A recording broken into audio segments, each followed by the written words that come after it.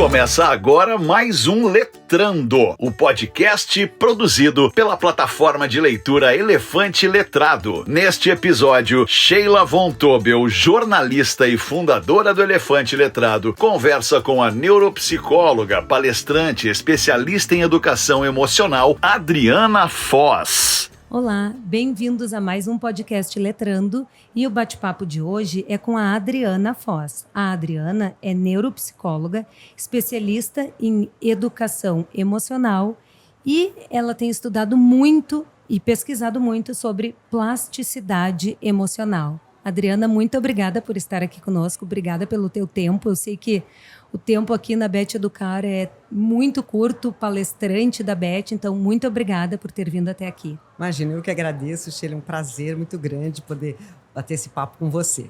Me conta o que é plasticidade emocional. Tá, então primeiro acho que a gente precisa dizer o que é plasticidade ou neuroplasticidade. Tá, para depois entrar no emocional. Exatamente. Perfeito. Que é a capacidade que todo cérebro tem de se modificar, de se reorganizar. Então, o adjetivo, né, que a gente usa é plástico, um cérebro é plástico, é esse cérebro que ele é capaz de mudanças. Todo cérebro é plástico, né? É uma característica inerente ao cérebro. Então, não é assim, eu tenho 30 anos, eu tenho 80, eu tenho 2. Ele sempre vai ser plástico. Sempre vai ser plástico. A questão é, tem momentos que a gente chama de períodos mais sensíveis, que a plasticidade é maior.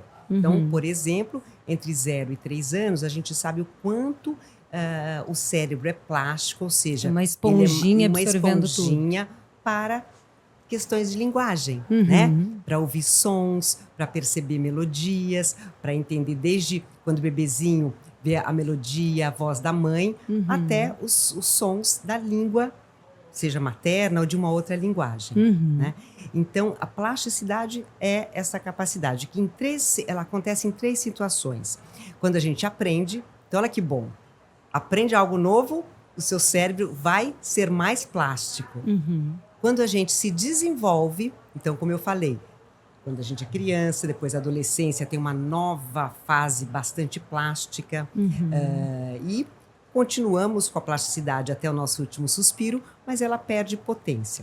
E uma outra situação, então, quando a gente se desenvolve, quando a gente aprende e quando a gente tem uma lesão. Então, uma lesão no cérebro, por exemplo, ele vai precisar ser ainda mais plástico para dar conta, né? Da lesão. Exato. Então, quando tem uma fazer lesão... a compensação. Exatamente. Ou buscar caminhos para a própria reabilitação. Não só o cérebro, ele vai buscar vamos dizer, esses caminhos, né? Esses atalhos, essas novas estradas e pontes cerebrais, né? Para poder voltar a fazer as mesmas atividades. Muitas vezes, o cérebro, sem uma estimulação apropriada, não dá conta. Então, ele precisa, sim, de recursos externos para que possa fazer essas reconexões. Né? Então, a plasticidade é tudo isso. E aí, bom, vamos entrar na parte emocional. Isso. Só antes de entrar na parte emocional, uma dúvida que eu fiquei é: toda vez que eu estiver aprendendo algo novo, eu vou ativar, vamos dizer assim, essa plasticidade do cérebro. Perfeito. Por isso que a gente tem como um dos lemas principais para todo mundo que trabalha com aprendizagem e reaprendizagem, que é o novo. Que é você trazer a curiosidade e conteúdo novo. Óbvio que conteúdo novo que faça sentido, né? Tem todo um pré-requisito, mas a novidade, a criatividade, ela é muito aprazível para o cérebro, né? Para o cérebro ser estimulado e ser exercitado. Que legal. Isso é muito importante, principalmente para nós do Elefante Letrado que trabalhamos com leitura. Ler um livro, aprender coisas novas, está sempre ativando a plasticidade do cérebro. Né? Exatamente. E mais ainda, eu acho que o que é bacana, por isso que eu me interessei muito pelo trabalho de vocês, porque a próprio exercício, né, a própria habilidade lectoescrita, da leitura e da escrita, é resultado de plasticidade. Né? O nosso cérebro ele tem várias áreas, né? Como, por exemplo, tem a área frontal, tem a área occipital, que é a que recebe os estímulos da visão, parietal, dos movimentos, dentre outros, né? A temporal, das informações audíveis, dentre outras, mas a gente não tem uma área para ler e para escrever, certo? Então, o que o cérebro faz? Por meio da plasticidade, por meio das mudanças, né, das reorganizações, ele vai, vamos dizer, fazer uma orquestra ali, caminho para esse... Isso, caminhos, né? Os circuitos, redes, né, neurais que propiciam a capacidade, a habilidade da leitura e da escrita. Sim. Então, por isso que você vai ver que eu brinco que a leitura, eu até falo assim, que a leitura cura. Ela cura não só, né, da ignorância, da falta de informação, mas ela cura as questões do próprio aprendizado, porque ela é aprendizagem, né? Claro. Então, a plasticidade e a leitura são... Quando tem pessoas que têm alguma dificuldade, eu falo assim, leiam. Poxa, mas eu tenho dificuldade na leitura, justamente, não tem problema. Leia, faça... seja estimulado de várias formas por meio da leitura. Então, a leitura também pode ser uma técnica, sabe? É o remédio. Exatamente. Por isso que eu brinco, a leitura cura, gente. A leitura cura. E onde entra a parte emocional disso tudo? Perfeito. Então, agora eu preciso contar um pouquinho, trazer um pouquinho da minha história. Tá. Quando eu tinha mais ou menos uns 32 anos, mais ou menos não, tinha 32, eu sofri... achei que tivesse 32 agora. Ai, meu Deus do céu, que gente mais simpática. Eu sofri um acidente vascular cerebral, hemorrágico, bastante grave e tudo. Mas, bom, resumindo com 32 bem, anos. Com 32 anos. Então, eu fiquei com uma lesão no lado esquerdo, então logo a lesão no lado esquerdo do cérebro acometeu o meu lado direito. E eu fiquei com hemiparesia, que é uma parte do corpo paralisada. Eu não sabia mais ler e escrever. Veja só, eu era especialista em distúrbio de leitura e escrita, não sabia mais ler e escrever. Não tinha mais memória, não sabia mais para que servia uma escova de dente, uma escova de cabelo. Enfim, coisas bem básicas. Nossa. Até. Foi bastante assim, sofrido, sabe? Mas a aprendizagem, parece que a gente aprende na dor e no amor, né? Eu aprendi nessa dor, tive, né, a sorte, também muito empenho e tal, porque foram 5 anos, né, de reabilitação, onde eu aprendi bastante. Mas o que eu aprendi principalmente foi a importância das mudanças que a gente pode fazer no nosso universo emocional. Porque agora, né, se a gente pensar na história que tem a educação, pouquíssimo tempo está sendo valorizado os aspectos emocionais, ou agora que até foi incluso, né, na BNCC, as habilidades socioemocionais, que são absolutamente vitais para qualquer aprendizagem. Não existe aprendizagem sem aspectos emocionais, né? Então, esta minha... e aí eu fiz criei uma espécie de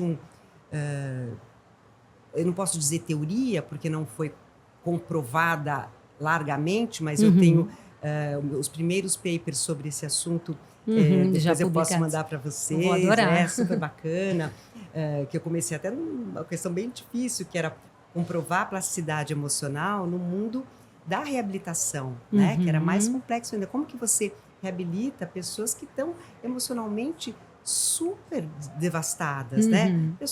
Uma criança que de repente teve um acidente, agora não está enxergando mais, ou que não está andando, enfim.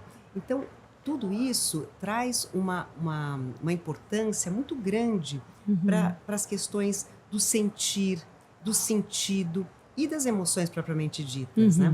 Então, colocar a luz nas emoções frente à aprendizagem, à reaprendizagem, mas por meio de você poder comprovar, né, por meio da ciência, o quanto que para haver uma plasticidade é preciso ser reconhecido, percebido, identificado, e a gente poder aprender a lidar com as emoções. Então, a plasticidade emocional diz respeito a esse universo que está dentro, é plasticidade do cérebro, mas ele diz respeito à plasticidade que pode haver do ponto de vista das emoções, e não apenas do ponto de vista, vamos dizer, de um músculo, de uma outra capacidade qualquer. E como se desenvolve isso? É uma coisa que a gente consegue ter técnicas para desenvolver?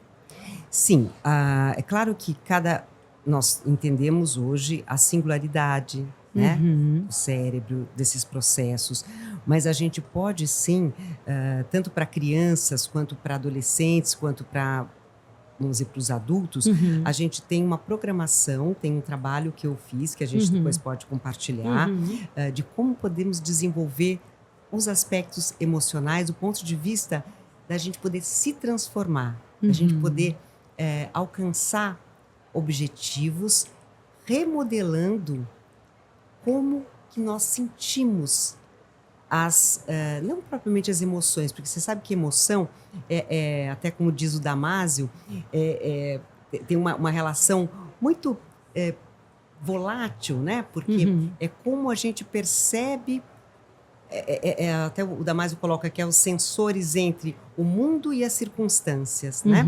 Então, é complexo a gente poder falar de como que a gente transforma a emoção na plasticidade emocional, mas existem exercícios que a gente pode fazer, como, por exemplo, ligados à empatia, ligados à perseverança, ligados ao perdão, ligados como eu da perseverança, da intuição, que são exercícios que a gente consegue ressignificar as nossas emoções. Né? Então, isso tem todo um material, enfim, que a gente faz esse trabalho. E com que idade a gente pode ou deveria começar a tentar aprender a lidar com essas emoções? Desde sempre. Desde sempre. Desde sempre. Quando uma criança, vamos pensar com 3, 4 anos, existem muitos trabalhos sobre isso, eles não chamam de plasticidade emocional, mas eles chamam de um autoconhecimento, né? Um processo de autoconhecimento das suas próprias emoções. Então, existe um investimento em que a criança possa perceber o que ela sente, que ela possa começar a construir aquela caixinha de ferramentas que a gente diz que é que emoções eu posso perceber, que nome que essas emoções têm. Então, eu estou agora com raiva ou eu estou frustrado? Eu estou com medo ou eu estou ansioso? Né? E para isso, o externo, quer dizer, o adulto, seja o professor, seja os pais, seja, enfim, os seus pares também, porque a criança também aprende, né, dessas formas, possam trazer essas informações, essa conscientização sobre as emoções, sobre, por exemplo, uma criança que está com muita raiva, a gente não precisa dizer para ela engolir a raiva. A gente não precisa dizer para ela, né, fingir que não está acontecendo nada. Engole a raiva, engole o choro. E isso, a gente pode ensinar para ela, o que você está sentindo? Né? Perceba o que você está sentindo. Isso será que é raiva? É frustração? E como que você pode lidar com isso? É claro que no momento da raiva, a criança ou vai jogar alguma coisa no chão, vai gritar, vai fazer birra, mas o adulto, cabe ao adulto ter as estratégias de manejo para acalmar essa criança ou para simplesmente estar junto com ela, para que ela possa vivenciar a emoção e aí sim entrar nesse processo de como que ela pode perceber, identificar, manejar, que a gente chama de PIN, né? O PIN emocional, que faz parte da plasticidade emocional. Tu dá algum tipo de treinamento, curso para ajudar, por exemplo, pais ou escolas, redes escolares que queiram te contratar para aprender mais e poder executar isso tanto com seus alunos, professores, enfim. Tá ótimo, olha. Eu sou diretora da NeuroConnect, que é uma empresa que trabalha com formação de professores. Então, a gente tem todo um trabalho voltado para a formação dos professores em saúde mental, na educação, na escola, para habilidades e aprendizagem socioemocional também para professor, que a gente chama de educação emocional do professor, onde a gente trabalha essas técnicas com o professor, e também neurociência educacional, que é o motivo pelo qual eu estou na Bet Educar, fazendo essa palestrando. palestra sobre o cérebro, o extraordinário cérebro que aprende, né? O que é que a gente pode, o que o professor pode aprender ou deve aprender sobre como aprendemos, não é? Perfeito. Então, e aí com isso eu lastreei no como o cérebro funciona mesmo. Então, o cérebro é naturalmente curioso. Ele faz parte da neurobiologia do cérebro ser curioso, ter curiosidade. E a curiosidade é um passo, né, no processo da gente adquirir o conhecimento, para a gente poder aprender, né? Tem a curiosidade, motivação, aí a gente tem que prestar atenção focada. Da atenção focada, temos memória de trabalho, ou seja, manter um pouco aquela informação na memória, até ela virar de curto prazo, depois de longo prazo. Então, olha o tempo que demora, não é? E esse processo todo, que é o processo da aprendizagem, que é muito importante que o professor saiba tem acesso, como que é, né? independente E da quanto sua linha. tempo demora a formação? A formação, existem vários tipos de formação. Tem uma formação que a gente faz de 24 horas e tem as demais que tem mais tempo. Né? A gente faz formação muito, que a gente chama de tailor-made, né? Então tem sistemas de ensino que falam, que pedem para a gente ir em várias unidades. Isso. Então a gente faz. Então eu convido vocês a entrarem no site da Neuroconnect, que é o Vamos colocar aqui. Pode falar o site. www.neuroconnect.com. Vocês também podem entrar em contato com a gente pelo Instagram. Isso. Qual é o Instagram? Vamos botar aqui. É a Neuroconnect também. Neuroconnect. T-E no final. T-E no final. Isso, e o C mudo. Neuroconnect T. E também eu convido vocês a entrarem também no meu Instagram, que é Adriana Foz, e no meu site também, porque eu falo que eu tenho vida dupla, tudo diz respeito à aprendizagem, né? A Neuroconnect trabalha com professores, com educação, né? Então eu levo todo o meu trabalho, o desenvolvimento todo que eu fiz ao longo de 30 e poucos anos, estudando o cérebro, estudando o cérebro e as suas relações, né, com as emoções e etc. Mas eu também trabalho como neuropsicóloga, onde eu atendo também pacientes, que eu acho uma coisa, para mim, é maravilhoso eu poder ter não só o aspecto do desenvolvimento, né, desse cérebro, mas também poder trabalhar com o aspecto da reabilitação desse cérebro. Então, para mim, me traz uma complementação muito rica, sabe? Sim, muito importante. Está nas duas pontas, está lá estudando, pesquisando, mas também está vendo aqui na ponta. Exatamente. E aí eu tenho que também fazer um convite para vocês, para conhecerem, para quem não conhece, os livros que eu já escrevi. Ah, que legal, dentre eles, A Cura do Cérebro, que até teve a sorte de ter sido um best-seller, que agora vai para a 4ª edição. Né? Que bacana. E vocês entrando lá no meu Vamos colocar Instagram. Aqui o livro. Ótimo. A Cura do Cérebro. A Cura do Cérebro. Isso. E o outro que está sendo agora relançado pela editora Bem Virá, que é a Saraiva, Frustração. Na verdade, o 1 é o Frustração, que a gente quase já está se esgotando, e eu já fiz o outro, a pedido da editora, que chama-se Lidando com Frustrações.